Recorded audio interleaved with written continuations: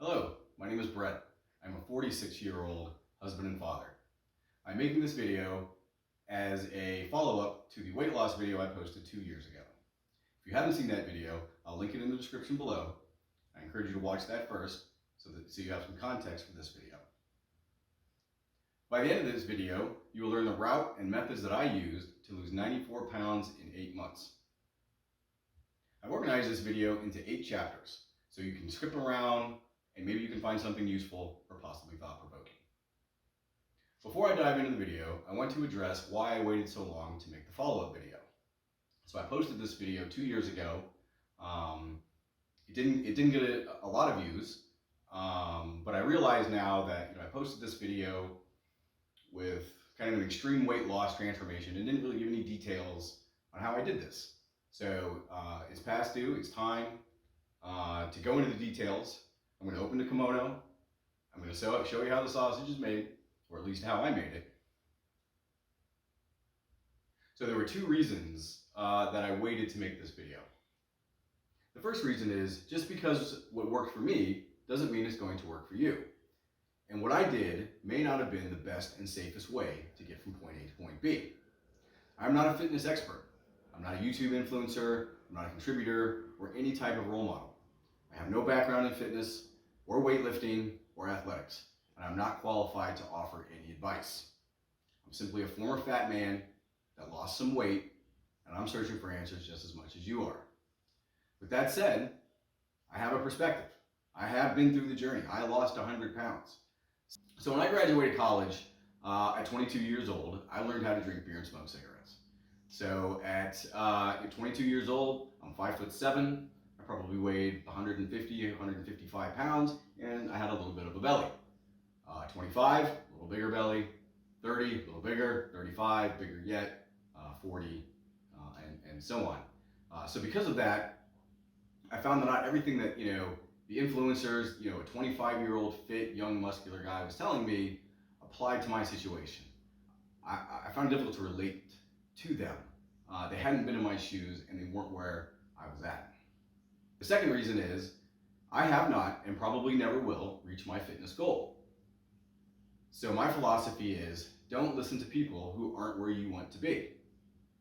Okay, so yes, I lost weight, but my body composition is not where I want it to be. I want to look like David Lade. I want to look like Greg O'Gallagher, right? I want to look like all of these fitness stars, YouTube fitness stars, as much as you guys do. But I'm just realizing, or I have realized, that that's not going to happen. Okay, so if I wait to reach this goal before I make this video, I'm never going to make it. I'm not going to spend a lot of time on this area. I think we all have our own reasons and motivations. If you're watching this video, I think you're already motivated. But in the original video, I did put on March 14th, 2019, I vowed to change my life. So I think it's worth at least telling you, what happened on that day. So what happened on March 14th is I reviewed my blood work that I had drawn 2 weeks earlier with my doctor. And it was bad. So cholesterol was high, triglycerides were high, liver enzymes were high, red all over the place. I had been put on high blood pressure medication a year before. She wanted to up the dosage to go from 20 milligrams to 40 milligrams. It wasn't working. My blood pressure was very high. So, in reviewing this, I started it wasn't an epiphany. Okay, it wasn't one day I realized this. I had been building up to this for the past couple of years. I knew my path wasn't sustainable. I knew I wasn't, making for a long life based on the way I was living. So that was really what was the final straw that broke the camel's back. So like the old Seinfeld quote, it's like pushing over a soda machine. You can't push it over right away. You got to rock it back and forth a few times, and then it goes over. So I've been rocking myself back and forth for a couple of years, and I received this news, and I thought of my family, my children. I wanted to be around for them, and I needed to make a change. So the next thing I did is on March 16th.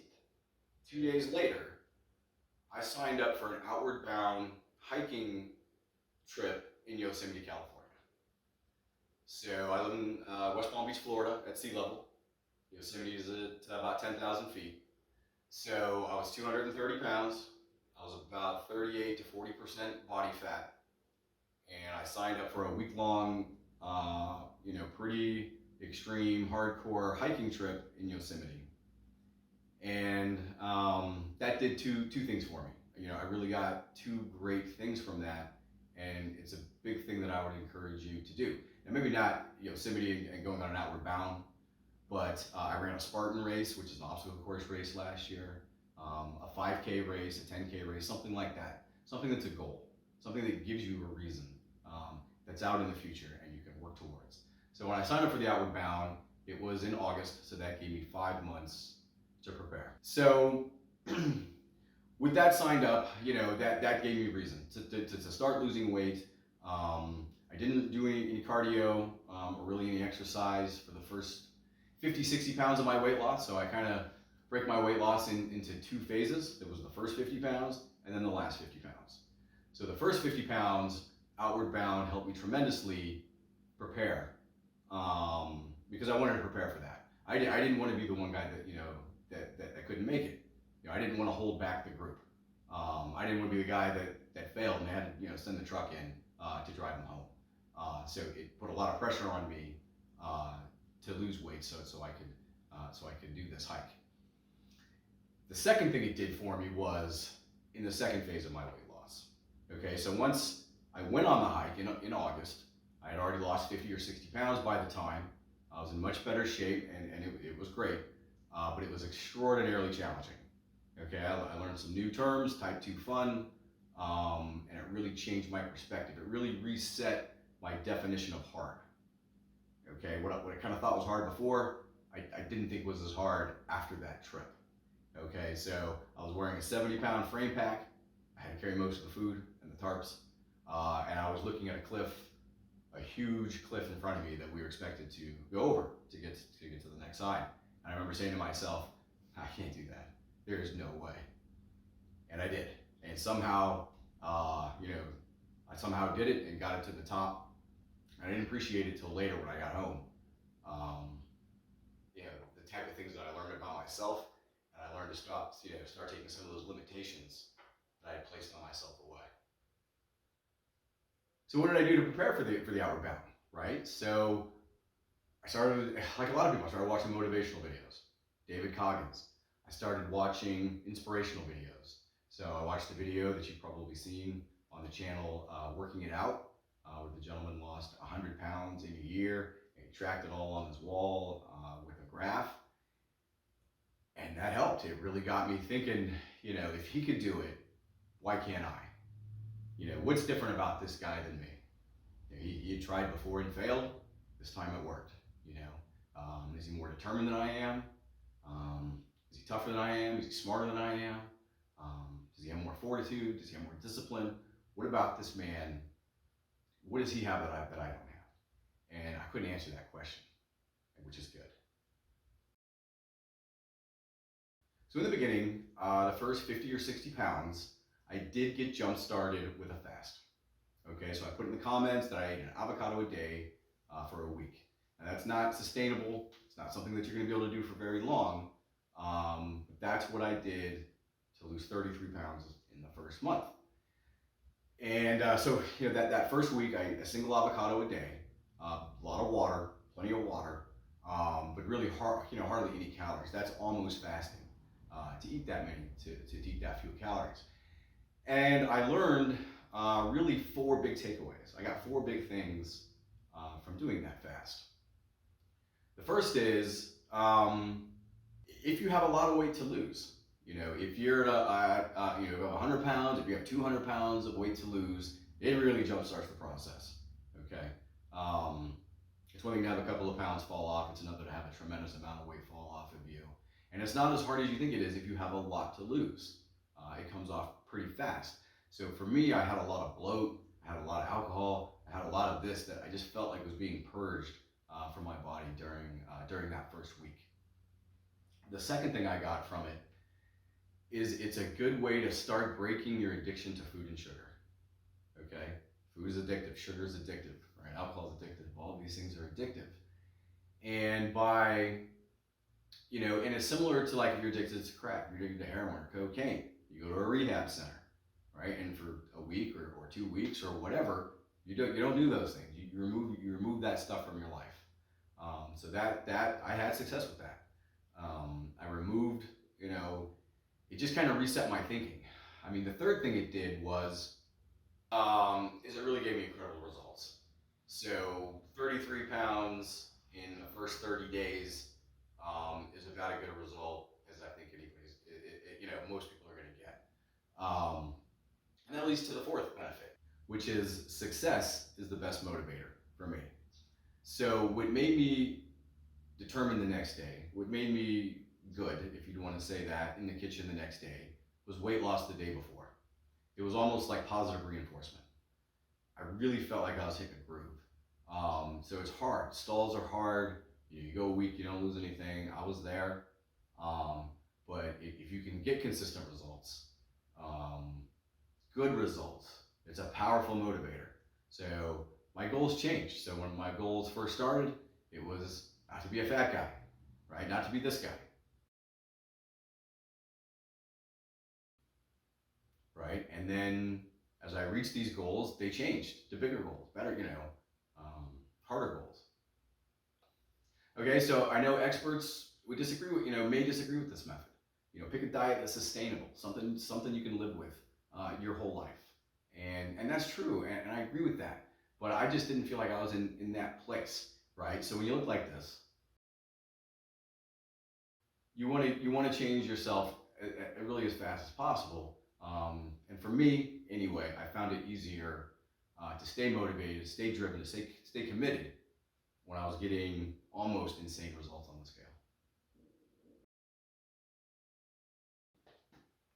So for the last 50 pounds, I focused less on weight loss and more on body composition.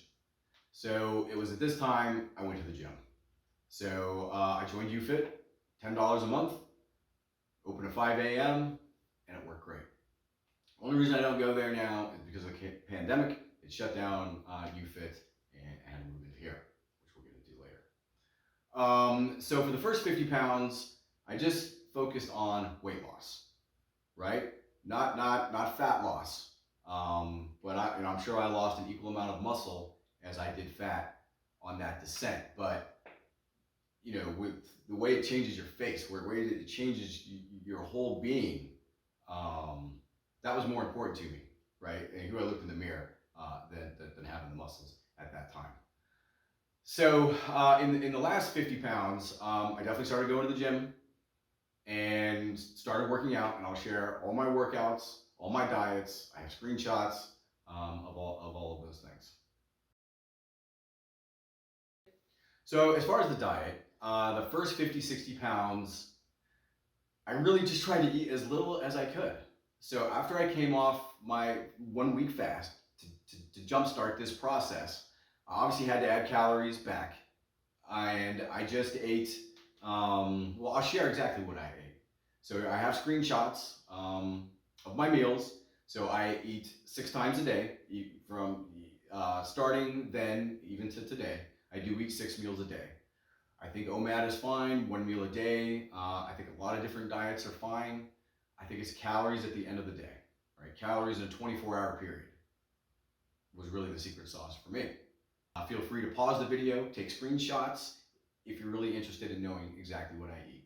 It's a very limited diet. It's basically a bodybuilder diet, heavy, high in protein. I eat a lot of protein. Almost every meal I eat has protein in it. So the other thing that I have that's a really good tip, and I think will really help a lot of people that are trying to undertake this journey, is to track every calorie that you eat. Okay? So I used to estimate my calories, and as it turned out, I way underestimated what I was actually eating. So, you think you have a breakfast, you have lunch, you have a dinner, but you don't count the candy, the candy jar on the receptionist's desk, the bagel in the break room, things like that. So I really got to the point where with the Samsung, if you're an iPhone user, I'm sure they have apps for that too. But I have Samsung, Android. So with that app, everything that I put in my mouth, I put into that app, and that was eye opening. Okay, so once you started putting in coffee creamer, sugar, cooking oil, all these types of things, then you can see your calories are really a lot higher than you thought. And the other thing that that app did for me is I really got to the point where I wouldn't eat it if it didn't go onto the app, if I couldn't put it on the app, right? So when you go into the app, you have your meals, you have your portions, you have all of your macros, but a handful of M&Ms, there's no way to put that in the app, right? And it was important for me to track everything that I put in my mouth. So I couldn't walk by the receptionist's desk and grab a handful of M&Ms because it wasn't easy for me to put it in the app. So, as far as my diet then and even now, I don't do keto or paleo or any diet with a title. I have no dietary restrictions, only calorie restrictions. So I'm free to eat and do eat whatever I want. I mostly eat chicken, fish. I do eat, pretty clean foods, but I don't get overly worried if I don't eat clean, because it's really about total calorie difference. So the workout plan is I work out 5 days a week.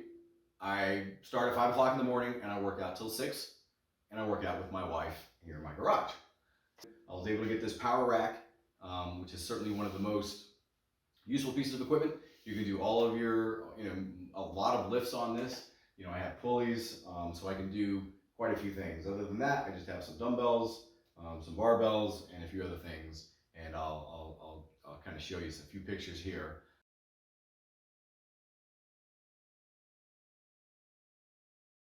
of what I have in this gym. So not a fancy gym, just not a lot of equipment, but for me it's enough to get by. So I will post some pictures on here of all my workouts. So this is where I'm at. So when I said I'm opening the kimono, I'm opening the kimono. So this is my strength. These are my reps. These are my sets.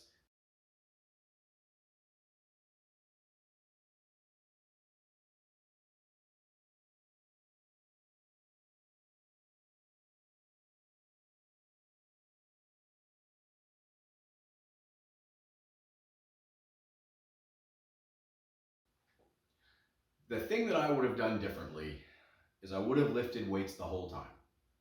Okay, there's no reason not to do that.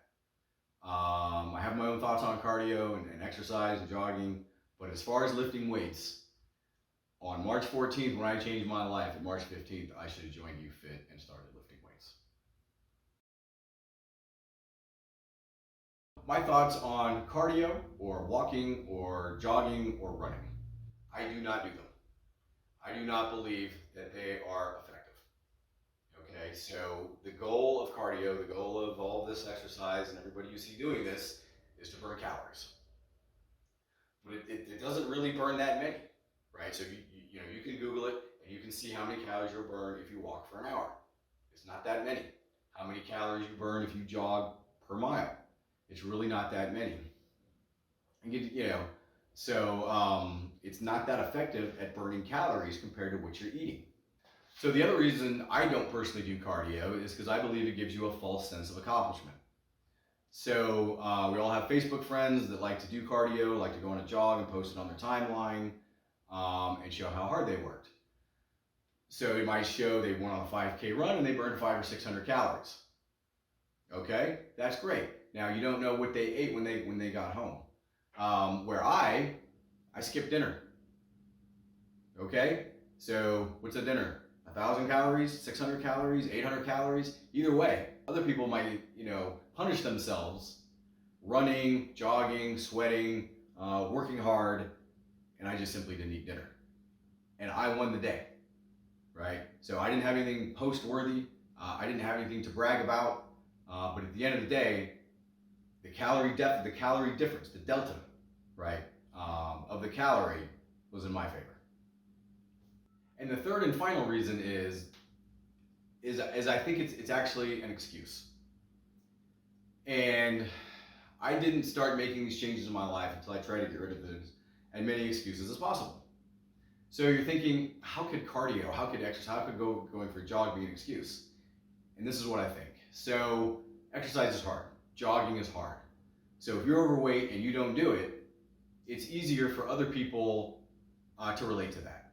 They also know it's hard. They don't want to jog either, right?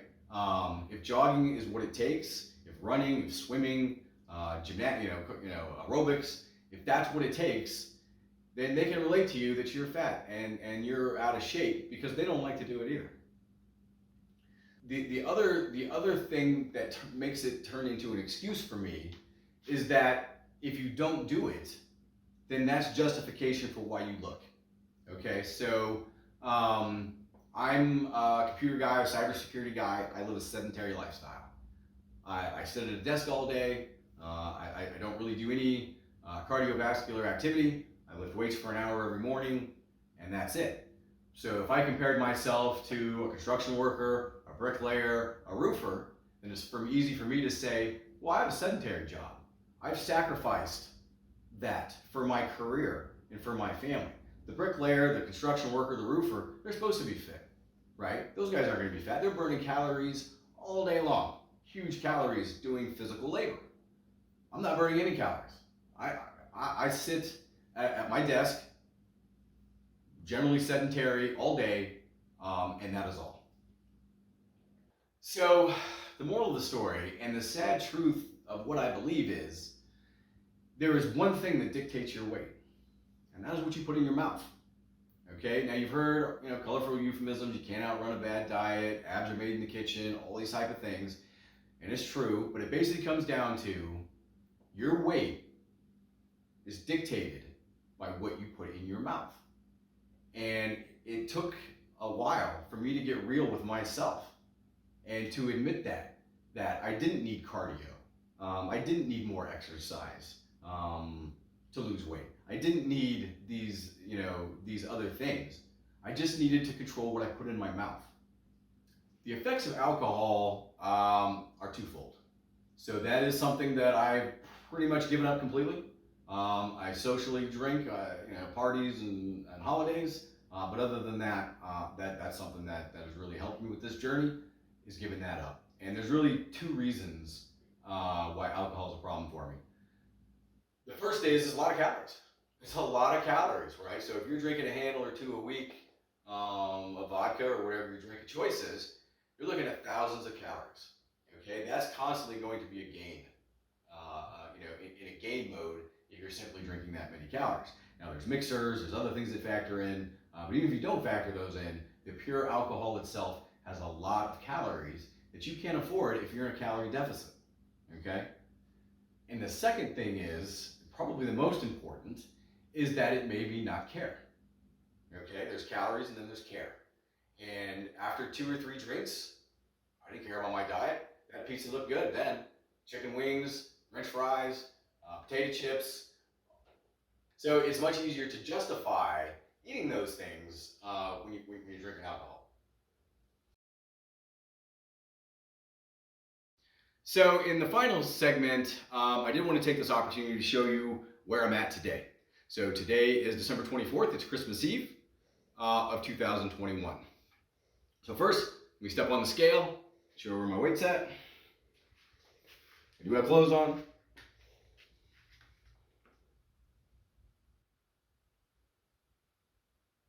$151.8. So with clothes on, that's about 2 pounds. So 150, exactly where I wanted to be.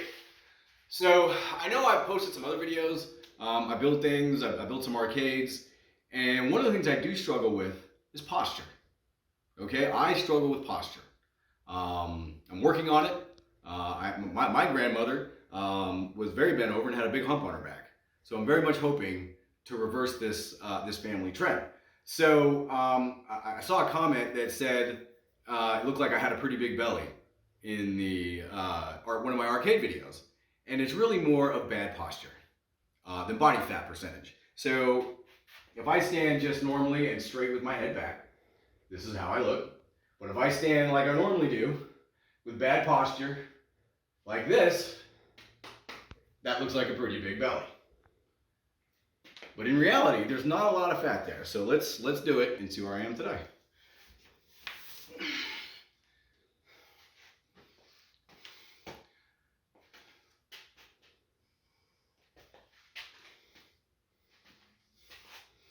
And that's all there is. So not the six pack that I used to have at 136 pounds.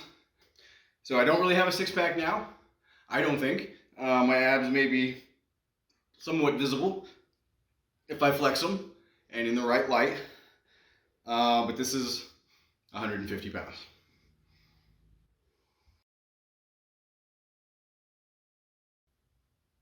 And the last topic I wanted to address was TRT and whether I'm on it.